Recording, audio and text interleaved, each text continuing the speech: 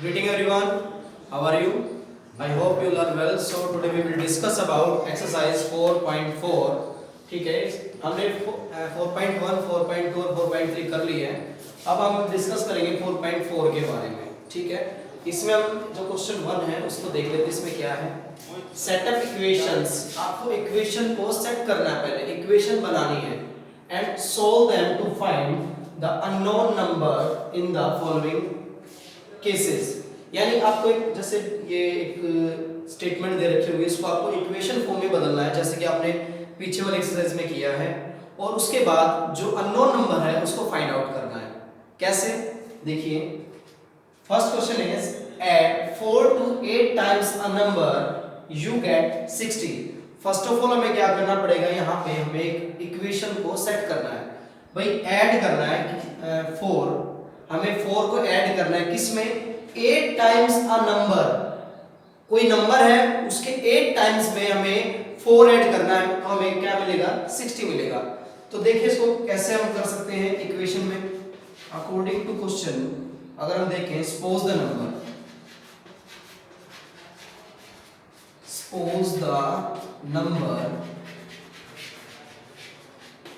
x, हमने वो number x suppose कर लिया. ठीक है, हमें नहीं पता वो नंबर क्या है, हमने बस उसको x मान लिया है. ठीक है, तो हमने नंबर को x माना, तो उसमें हम क्या करेंगे, ऐड करना है किसमें, 8 टाइम्स अ नंबर. भाई इस नंबर का 8 टाइम्स क्या होगा, x का 8 टाइम्स यही है ना वो नंबर, 8 टाइम्स अ नंबर, यानी यह वो नंबर है, तो इसका 8 टाइम्स क्या हुआ, 8x, राइट. और उसमें हमें क्या ऐड करना है, 4. तो 8x plus 4 अगर हम कर दें तो हमें क्या मिलेगा, यू गेट 60. तो ये हमारी इक्वेशन बन गई. अब हमें क्या करना है, इसको सोल्व. तो हम इसको क्या करेंगे, सोल्व करेंगे वही ट्रांसपोजिंग मेथड से. अब आप यहाँ पे देख रहे होंगे 8x plus 4 है, तो पहले हम इस प्लस 4 की ट्रांसपोजिंग करेंगे, उधर जाएगा तो ये हो जाएगा माइनस का 60 में से प्लस 4 है तो उधर जाके माइनस 4 कर देंगे, तो ये कितना आ गया, 56. ठीक है, और इधर क्या है, 8x. अब 8x के साथ क्या कर रहा है, मल्टीप्लाई कर रहा है, तो उधर जाके क्या करेगा, डिवाइड करेगा. So x is equal to 56 divided by 8.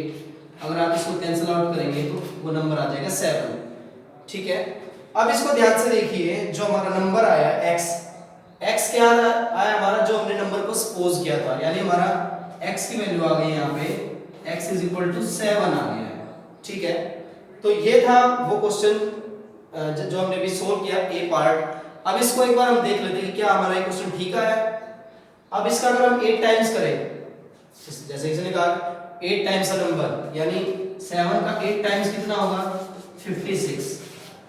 ठीक है, और उसमें 4 ऐड करना है, तो अगर 56 में हम 4 ऐड करेंगे तो हमें कितना मिलेगा, 60, जो कि पूरी की पूरी स्टेटमेंट में कहा गया था. तो हमारा आंसर बिल्कुल ठीक है. क्लियर. तो चलिए बढ़ते हैं अगले क्वेश्चन की तरफ.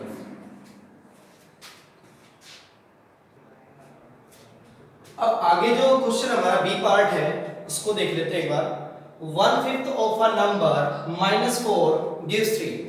यानी क्या कि कोई एक नंबर है, जैसे कि हमने ए पार्ट में किया था कि कोई एक नंबर है जिसका 1/5 जो है उसमें से अगर हम -4 करें तो हमें 3 मिलेगा. ठीक है, तो इस क्वेश्चन को सोल्व करने के लिए फिर से वही करेंगे. हमें उस नंबर का नहीं पता, हम उसी को सपोज कर लेंगे. सपोज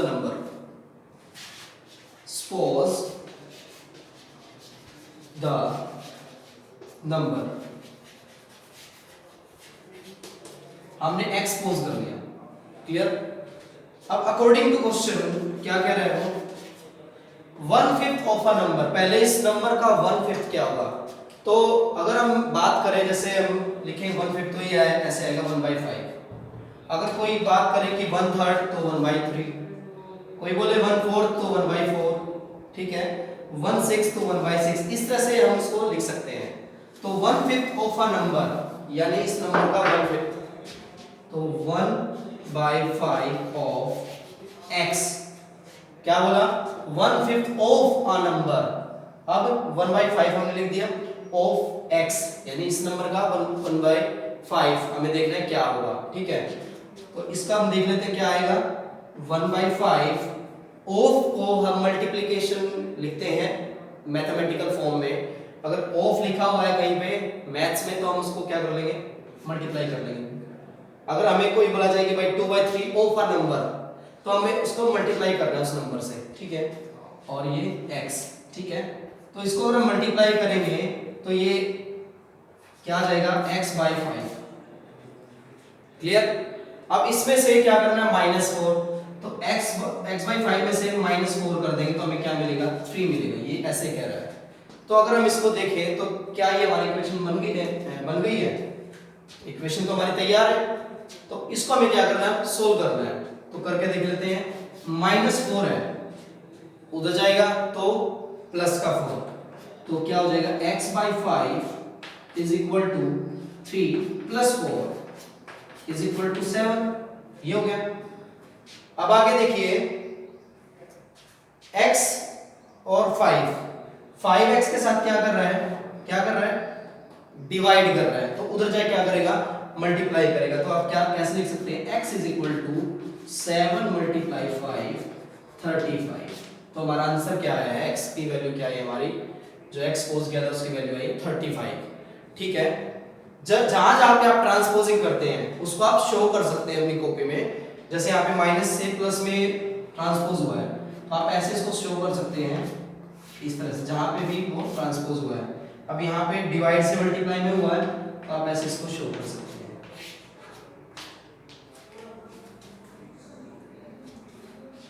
ठीक है। तो ये था हमारा question number B, first question का बी पार्ट था। तो आई होप आप लोगों को समझ में आया होगा। चलिए बढ़ते हैं हम आगे।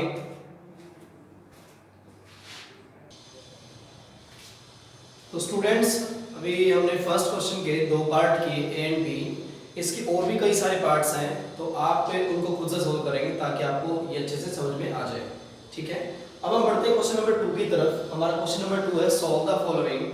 अब सॉल्व द फॉलोइंग में देखिए एक स्टेटमेंट दे रखी है बड़ी, उसको सॉल्व करना है। क्या दे रखा है देखिए, a teacher tells the class that the highest marks obtained by a student in her class is twice the lowest marks plus 7, the highest score is 87, what is the lowest score.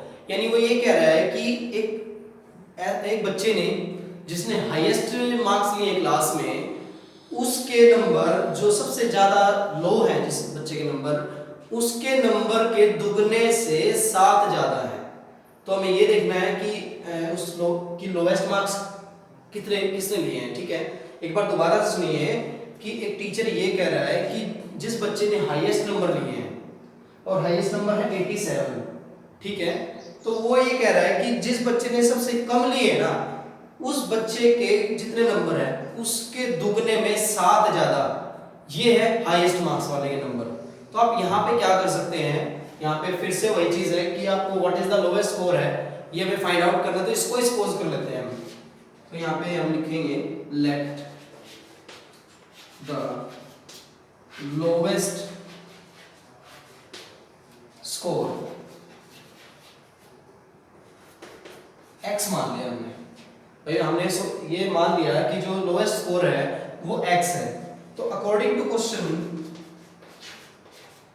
क्या कह रहा है कि जो lowest score है उसका दुगना यानी 2 टाइम्स यानी 2x और उसमें +7, तो इसमें +7 किसके बराबर है, हाईएस्ट मार्क्स वाले के। देखो हाईएस्ट मार्क्स के यहाँ पे 2 स्टेटमेंट है।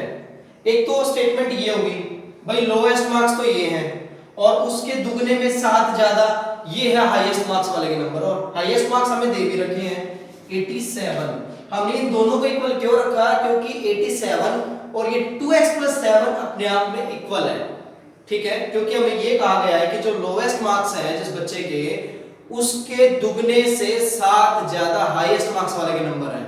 तो इस वजह से हमने इन दोनों को इक्वल रख दिया है, ठीक है। अब इसको हम यहाँ से सोल्व कर लेंगे।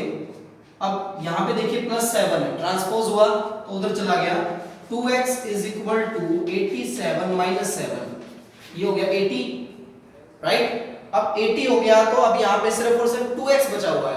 तो 2x के साथ क्या कर रहे हैं मल्टीप्लाई, तो उधर जाके क्या करेगा divide x is equal to 80/2, ये कैंसिल हो गया, आ गया 40। तो हमारी हमने x की वैल्यू क्या सपोज की थी 40, तो हमारी x की वैल्यू आ गई है 40, यानी जिस बच्चे के लोएस्ट मार्क्स थे वो थे 40 क्लास में। अगर हम इसको एक बार प्रूव करके देखें कि क्या है, हमारा आंसर बिल्कुल ठीक आया है, तो हम क्या करेंगे, इस 40 का दुगना कितना होगा 80 और उसमें प्लस 7 87, बिल्कुल ठीक आ गया। ठीक है, तो लोएस्ट मार्क्स तो थे 40 और हाईएस्ट मार्क्स जो कि हमें पहले बता रखे थे 87। ठीक है, तो सेकंड क्वेश्चन में इसके दो और पार्ट है जो कि आप एक बार खुद से सॉल्व करके देखेंगे। अगर फिर भी कोई प्रॉब्लम आती है तो आप हमसे कांटेक्ट कर सकते हैं। एक और क्वेश्चन है थर्ड, उसको हम कर लेते हैं।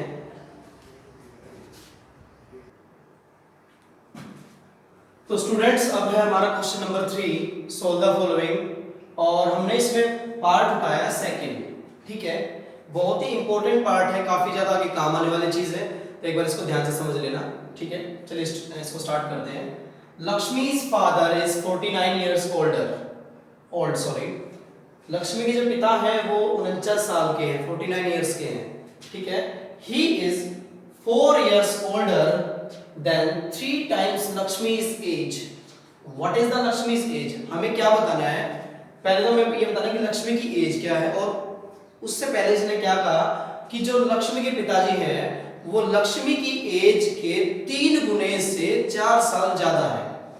ठीक है, तो हमें लक्ष्मी की एज बतानी है, उनके फादर की एज हमें बता रखी 49 ईयर, लेकिन हमें लक्ष्मी की एज को बताना है। लेकिन उससे पहले ध्यान दीजिए इस इक्वेशन पे, सॉरी स्टेटमेंट पे, ही इज 4 years older, वह 4 साल ज्यादा है किससे, 3 times लक्ष्मी's एज, जो लक्ष्मी की एज है उसके 3 गुने से 4 साल ज्यादा बड़े हैं लक्ष्मी से, और हमें लक्ष्मी की एज बतानी, तो हम उसी को सपोज कर लेते हैं। Suppose Lakshmi's age x year. ठीक है, हमने x साल मान ली लक्ष्मी की एज। ठीक है, अब यहां पे आगे देखिए, अकॉर्डिंग टू क्वेश्चन अगर हम देखें, अकॉर्डिंग टू क्वेश्चन भाई he is 4 years older than than 3 times Lakshmi's age, Lakshmi की एज की 3 गुनी यानी 3x, भाई लक्ष्मी की उम्र x साल है तो उसके पिताजी की उम्र 3x। अगर यहाँ पे अगर ऐसा होता है कि लक्ष्मी की उम्र 10 साल है और उसके पिता की उम्र उससे 3 गुना है तो उसकी 30 साल हो जाती ना, 3 से मल्टीप्लाई हो गए, तो यहाँ पे भी हमने वही किया है, x इयर्स उसकी एज है तो 3x हो गया।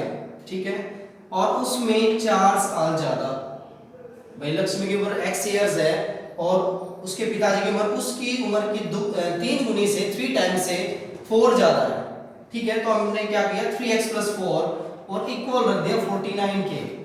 क्यों रखा, ये बिल्कुल वही है जो कि हमने पिछले क्वेश्चन में किया था कि जिसमें जो ज्यादा नंबर वाला है वो कम नंबर वाले से मतलब इतना ज्यादा है, तो वही चीज थी जिसमें हमने उस इक्वेशन को हाईएस्ट मार्क्स से इक्वल रखा था। क्यों रखा था, क्योंकि वो दोनों चीजें सेम थी।